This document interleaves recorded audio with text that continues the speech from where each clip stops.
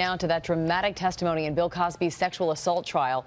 His accuser is back on the stand, grilled for hours, and ABC's Lindsay Davis outside that courthouse in Norristown, Pennsylvania, with all the details. Good morning, Lindsay. Good morning, Amy. You know, sitting in court yesterday, I couldn't help but think about the words of the former DA who refused to prosecute this case, in part because he said that Andrea Constand had ruined her own credibility and would not be believed by a jury. Now, of course, it's way too early to determine the impressions of the jury, but Andrea Constand certainly held her own. And her mother, who was a fiery pistol on the witness stand, bolstered her account.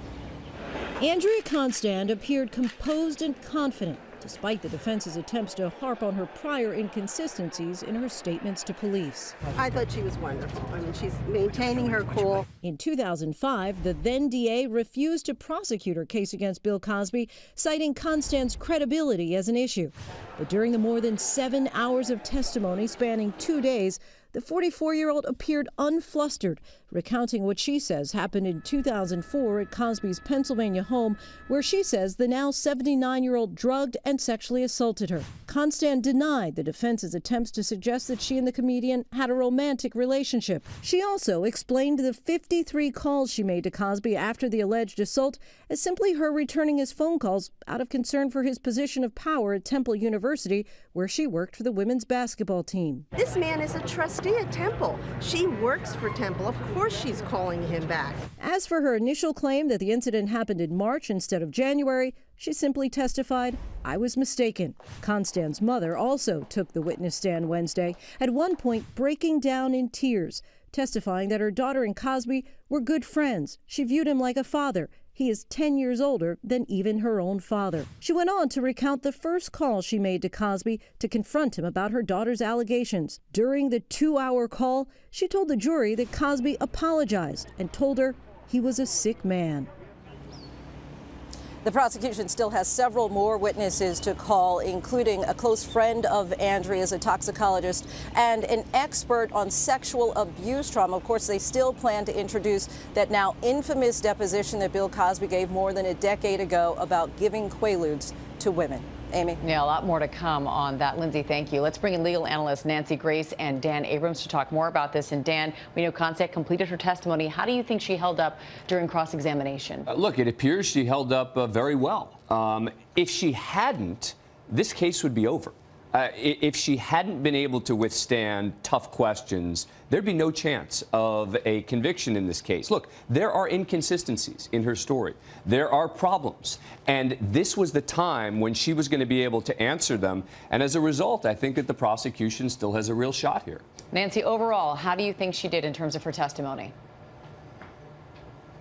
At first, I was very concerned about the cross-examination regarding the dates. She had her dates mixed up.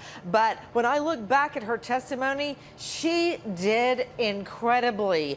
And the more I listen to the testimony and the more I read about this case, I think it's going to strike the jury the same way. It brings back all the rape and sex molestation cases I tried where the victim has such a feeling of helplessness and powerlessness. It's overwhelming, and I think these experts they're using to close their case are going to drive it all home. A sex assault expert to explain why people that have been molested sometimes have memory loss or delay reporting. They don't want to accept what happened to them. And a toxicologist, Dr. Rohrig, to explain the effects of Quaalude or even Benadryl are consistent with what she says happened to her. And in the end, though, I don't even know that the date really matters that much, right? I mean, it definitely shows a level.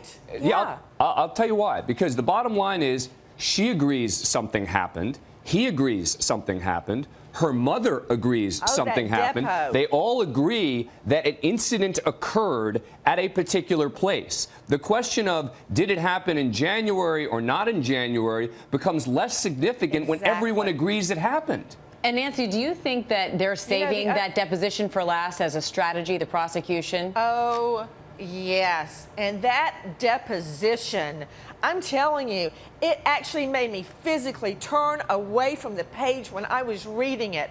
The way he was so cavalier, so arrogant about using power, money, drugs to lure women. It was almost as if he were boasting about it. And I imagine some members of the jury are going to have the same reaction that I had. Dan, what does the defense need to do Well, then? and the problem is he's not going to testify, right? So he's not going to be able to get up there and say, in this case, it wasn't Quaaludes, right? In this case, it was Benadryl.